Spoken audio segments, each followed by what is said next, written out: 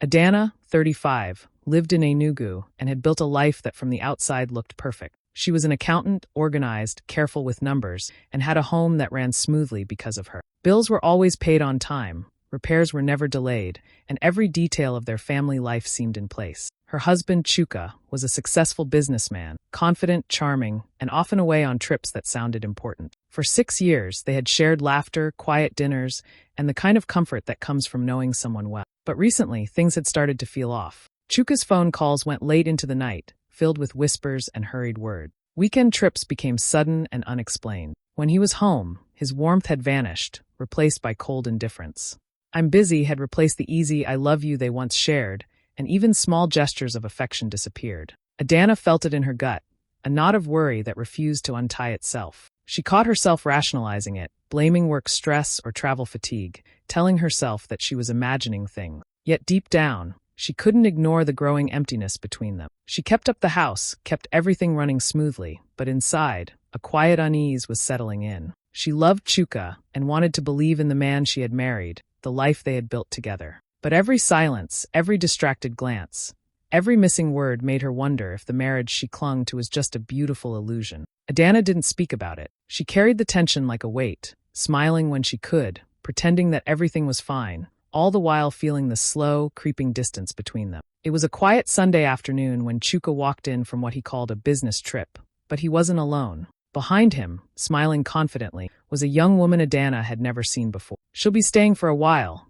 Chuka said, his voice casual, almost rehearsed. He avoided her eyes, and for a moment, Adana froze, thinking it had to be a joke. But the woman, Ifeoma, stepped inside as if she belonged. Adana watched her move into the guest room, still unsure how to respond. At first, she told herself to stay calm, to let it be temporary. But days passed, and little things began to shift. Ifeoma's clothes appeared in the master closet, neatly folded next to Adana's own. Her shoes began to creep into the hallway, her laughter echoing through the house at times that made Adana's stomach twist. The humiliation was sharp and constant. Even the neighbors seemed to notice, their curious glances turning into whispers that Adana could almost hear from her living room window. The house staff exchanged awkward looks, unsure of where their loyalty should lie. Chuka, meanwhile, acted as if nothing had changed. He didn't apologize, didn't explain, didn't seem to notice the tension he had created. He laughed with Ifeoma over dinner, toasted to imagined successes, and treated Adana's presence as invisible. Her heart cracked a little more each day,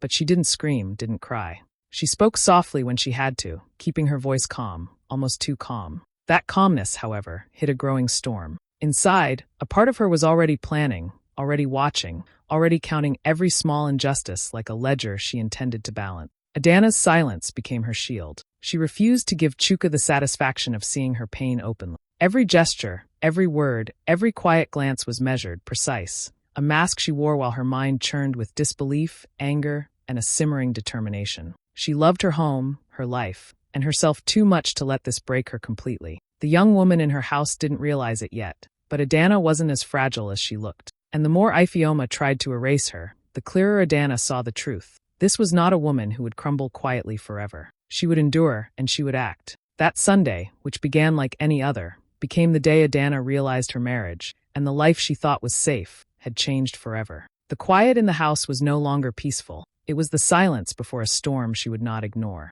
Every day felt like a new wound. Ifeoma didn't just stay in the house, she took over. She wore Adana's perfume, the scent lingering in rooms where it used to be hers alone. She drank from Adana's favorite mug, leaving it on the kitchen counter as if it belonged to her. Worse, she invited Chuka's friends over, laughing with them in Adana's living room, making herself comfortable in the spaces Adana had spent years filling with memories. Chuka acted like Adana wasn't even there. He didn't ask how her day had been, didn't notice her attempts at conversation. It was as if she had become invisible, a ghost in her own home. Adana's heart ached with every glance, every laugh that wasn't hers, every small claim Ifeoma made on her life. Still, she kept her voice quiet, polite, soft, the calmness of someone who refuses to give away the power she still had inside. One night, Adana couldn't sleep. She wandered past the living room and froze when she heard Ifeoma's voice, loud and mocking. "She's still here?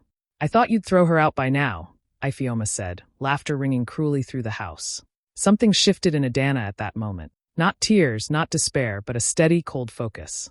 She walked back to her room with calm steps, like the storm had already begun behind her eyes. She went to the safe she rarely opened, the the one in the corner of her bedroom. Inside lay the original property title deed. The house was hers completely. For the first time in weeks, she allowed herself a small smile. Her heartbreak was still there, sharp and real, but it was transforming into something else: resolve. Every slight, every humiliation, every ignored plea had been accounted for. She could feel the quiet strength building, a patience that had limits and a determination that was growing into a plan. Adana's eyes, once wet with silent grief, now glimmered with clarity. She wasn't helpless, and she wasn't trapped. The woman who had tried to take over her life didn't know the quiet power she was awakening. That night, Adana realized that heartbreak could be the spark for her own strength, and that strength was about to take control. Adana moved through the house like a shadow, quiet, calm, careful. Inside, her mind was working faster than it had in years. She remembered something important. The house was fully in her name. It had been a gift from her late father before her marriage, and that simple fact suddenly felt like power she had forgotten she held. For years, she had loved this home, poured herself into it, and now it could be the key to reclaiming her life. She called her lawyer, Mr. Ease, pretending she was interested in selling an investment property. His voice was calm and professional as always, unaware of the storm brewing behind her polite question. They began drafting documents, going over every detail quietly, carefully. Every signature, every clause, every date was planned. Adana knew she needed precision. This wasn't about revenge, it was about reclaiming what was hers. Meanwhile, Chuka and Ifeoma carried on as if nothing had changed. That evening, they hosted a dinner in her dining room. Laughter filled the space that had once been hers alone, clinking glasses echoing in rooms that had been silent when she wanted peace. They toasted to new beginnings, oblivious to the quiet calculation happening in the woman they thought was powerless. Adana moved among them, pouring wine with a soft smile that didn't reach her eyes, nodding politely, laughing lightly at jokes she didn't find funny. Inside, she was counting days, watching, waiting. Every detail of her plan was falling into place. The buyer had been carefully chosen, a real estate investor from Abuja who would take possession quickly and efficiently. The paperwork was ready, the transfer smooth, the timing perfect. She only needed the right moment, a single instant when the world would be tipped back into order. As she cleared the dinner plates and helped Chuka pour another glass, a quiet satisfaction filled her chest. She didn't need to shout, argue, or cry. Her power was in her patience, in her control, in her ability to act when no one expected it. The house, once a symbol of her love and loss, had become a tool of liberation. And Adana, calm and collected, smiled faintly to herself. The storm was coming, but only when she chose it to. Every detail, every step, every careful movement was hers, and soon the world would see it. That evening, Adana came home tired from work, hoping for a quiet night. She stepped into her bedroom and froze. There, in the middle of her sanctuary, was Ifeoma, smiling as she fastened a delicate necklace around her neck. It wasn't just any necklace.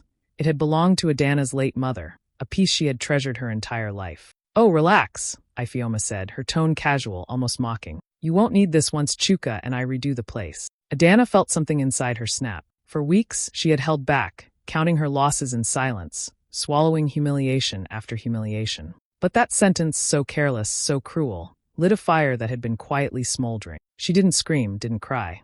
She simply turned on her heel and walked out of the room, her steps calm, deliberate, her face unreadable. Later that night, Chuka came home, drunk from celebrating what he called a big business win. Adana watched them from a distance, him sprawled on the bed, snoring, oblivious, and Ifeoma curled up beside him, claiming her place in what had once been Adana's life. Her heart no longer ached the way it had before. Instead, clarity settled in, sharp and steady. The pain, the anger, and the humiliation had crystallized into something far more potent: resolve. For the first time, Adana realized the only way to reclaim herself, to take back control of her life, her home, her peace, was to act decisively. No threats, no arguments, no pleading would work. She needed to walk away with everything that was hers, quietly and fully, leaving nothing behind for Chuka or Ifeoma to claim. She spent the rest of the night planning, mapping every step, every detail. The house, her sanctuary, was still legally hers. The documents, the plan, the timing, all she needed was the moment to strike. And she would. There would be no confrontation, no spectacle, just the quiet, unshakable certainty that for too long she had given her power away. By the time dawn approached, Adana knew one thing. She would leave, but she wouldn't leave empty-handed. Every humiliation, every insult, every moment of being ignored had prepared her for this. And when the time came, she would step out of the house not as the woman who had been sidelined, but as the woman who had reclaimed everything that belonged to her. The fire inside her wasn't loud. but it burned hotter than anything Chuka or Ifeoma could ever understand. The house was silent, except for the soft hum of the ceiling fan and Chuka's deep, drunken snoring. Adana moved carefully, her steps quiet on the polished floor. Everything had been planned to the minute. She grabbed her keys and wallet, slipping into her car while the world inside the house slept, completely unaware of what was about to happen. The streets of Enugu were empty, lit only by the soft glow of streetlight. Adana drove steadily to her lawyer's office, clutching the final signed documents in her hand. Mr. Ease greeted her with a sleepy nod, and within minutes, the sale was closed electronically. The clock read 2:47 a.m., and the payment hit her account instantly. The buyer, a real estate investor relocating from Abuja, was scheduled to take possession by morning. Everything had worked perfectly, exactly as she had planned. Back at the house, Adana moved with precision. She packed only the essentials into her car, clothes, documents, a few personal items, taking nothing unnecessary. Every digital trace of herself was erased from Chuka's devices. Passwords changed, accounts logged out, photos removed. She wasn't leaving chaos, she was leaving certainty. Before stepping away, she left a single, simple note on the dining table. In neat handwriting, she wrote, "You moved her into my house, so I moved out with the house." Adana paused for a moment at the door, looking back at the home that had been both sanctuary and battlefield. Her eyes were wet, but not just with tears. There was triumph there too, a deep, quiet satisfaction that only comes from reclaiming control of your life. She drove away slowly, the quiet streets of Enugu stretching out before. The night was calm, the air cool against her skin. Somewhere between the tears and the relief, a sense of freedom began to settle in her chest. The house, the power, the control, it was all hers again. And for the first time in months, she felt light, unburdened, and fully herself, leaving behind everything that had tried to hold her down. That night, the city slept, but Adana woke to her own strength, carrying with her a quiet victory that no one could ever take away. At dawn, Chuka woke to a loud, insistent knocking that rattled the windows. Groggy and still drunk from the night before, he stumbled to the door, expecting perhaps a delivery or a neighbor. Instead, he found two sharply dressed representatives holding a folder. "You need to vacate the property within 48 hours, one of them said firmly, sliding the deed across the doorstep. Chuka's confusion turned quickly to panic. He fumbled for his phone and called Adana, but there was no answer. Every ring went straight to voicemail. He tried again and again, his hands shaking. Something was wrong. He could feel it, but he couldn't yet understand what had happened. He stormed through the house, checking the accounts, the bills, even the electricity meter. It all hit him at once. Every utility, every document, every account connected to the house had been in Adana's name. The realization crashed over him like cold water. He had assumed she was powerless, that she would quietly endure while he and Ifeoma took over. But now the truth was undeniable. Ifeoma, who had smiled so confidently just days before, was suddenly terrified. She began hastily packing her things, realizing that the life she had claimed wasn't hers to take. Her laughter was gone, replaced by the frantic rustle of clothes, shoes, and handbag. Chuka's arrogance, the confidence he had carried into so many rooms, collapsed into disbelief. He couldn't speak, couldn't form words, only move in shocked circles through the house that had once been his to dominate. And for the first time, he understood something he had never taken seriously. Adana wasn't weak. She hadn't been afraid. She hadn't been defeated. She had been patient, watching, waiting, and acting with quiet precision. As the representatives led him outside to explain the next steps, Chuka finally met Adana's gaze on the security footage of her leaving, calm, collected, in control. His mind raced with questions, regret, and a sharp awareness of his own misjudgment. The house that he thought he owned was no longer his, and there was no one to blame but himself. That morning, in the cool light of Enugu, Chuka learned the hard truth. Strength doesn't always shout. Sometimes it waits quietly, hidden in patience, until the moment it can't be ignored. And Adana had been strong all along. Word spread fast through Enugu. People whispered about the man who had lost his mansion, the house everyone thought was untouchable, to his own wife. They talked about her quiet intelligence, her patience, and how she had acted while he slept, completely unaware. Adana became a name on everyone's lips, a story that was shared in markets, offices, and on social media. Adana, however, had already moved on. She relocated to Lagos, choosing a beachfront apartment where the sound of the waves reminded her of calm and freedom. The city felt alive and full of possibility, and she built her life deliberately, step by step. With the money from the sale and her own skills, she started a financial consultancy focused on helping women dealing with economic abuse. Women who had been silenced, controlled, or underestimated. Her work became her mission, her voice reaching those who needed guidance and courage to reclaim their lives. On social media, her story went viral almost overnight. They called her the woman who sold the house while he slept. Messages poured in from women across Nigeria, and even beyond, saying things like, "You gave me courage, and now I see I can fight back too." Some asked for advice. Others simply wanted to share their admiration. Adana read the messages quietly, feeling the warmth of their trust and recognition, but she didn't respond. She didn't need to. Her work, her actions, and the life she was building spoke louder than any post could. Every day, she focused on her clients, her projects, and her own peace. She met challenges with calm determination, no longer weighed down by betrayal or humiliation. Lagos offered her a new rhythm, a new pace, and for the first time in years, she felt the clarity of living for herself alone. She realized that revenge, public outrage, or social attention were meaningless compared to the satisfaction of reclaiming her life fully, with dignity and control. Adana's story wasn't just about a house or a husband who underestimated her. It was about patience, strategy, and the quiet power of women who refused to be diminished. Her life became louder than gossip, brighter than judgment, and stronger than anyone could imagine. In every wave that hit her balcony, she felt the echo of her own resilience, a reminder that peace, freedom, and self-worth are victories no one can ever take away. Months after leaving Enugu, Adana had built a life so full and steady that the past barely touched her. Chuka, however, couldn't let go. He tried reaching her through mutual friends, leaving messages filled with apologies and promises to start fresh. But Adana didn't respond. She had no interest in revisiting the man who had underestimated her, humiliated her, and ignored her for years. She had moved on, and there was no space left for him in her life. Meanwhile, Ifeoma, the young woman who had once flaunted herself in Adana's home, posted online one day with a bitter laugh. "Men who promise heaven and deliver dust."